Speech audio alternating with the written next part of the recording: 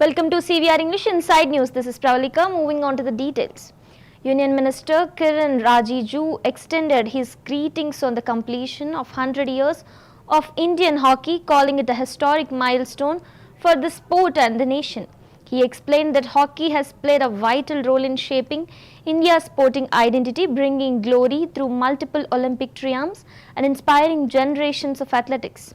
Rijiju emphasized that centenary celebrations were not only about honoring the past but also about strengthening the future of hockey in India. He noted that the sport continues to unite people across regions and remains a symbol of national pride. Officials highlighted that the centenary events included exhibition matches, tributes to hockey legends, and cultural programs showcasing the sport's enduring legacy. 100 साल का पूरा journey complete हुआ है और 1928 में पहली बार Amsterdam Olympics में भारत ने गोल्ड मेडल जीती थी। 1928 एम्स्टर्डम में गोल्ड जीतने के बाद 1932 लॉस एंजलिस में फिर गोल्ड, 1936 बर्लिन ओलंपिक में फिर हॉकी में गोल्ड, फिर 1948 लंदन ओलंपिक्स, फिर 1952 हेलसिंकी, 1956 मेलबोर्न, 1964 टोक्यो ओलंपिक्स और फिर 1980 ओलंपिक्स। 8 गोल्ड जीते हैं।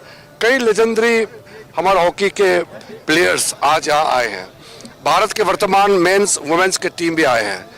ये सेलिब्रेट करने के लिए मैं हॉकी इंडिया के प्रेसिडेंट दिलीप तर्की जी को बधाई देता हूँ और पूरे टीम को, स्पोर्ट्स मिनिस्टर मनसुख भाई भी आए हैं और कई लोग आए हैं और हॉकी इंडिया का 100 साल पूरा होने पर मैं पूरा देशवासियों को अभिनंदन और बधाई देता हूँ। रिजिजू सर, जब आप स्टेट होम मिनिस्टर थे तब आपने एक अनुशंसा की थी कि ध्यानचंद जी को भारत रत्न मिलना चाहिए। वो अवार्ड का तो ध्यानचंद जी हमारे लिए बहुत बड़ा है, लेजेंडरी है, उसके लिए तो सम्मान दिखाओ।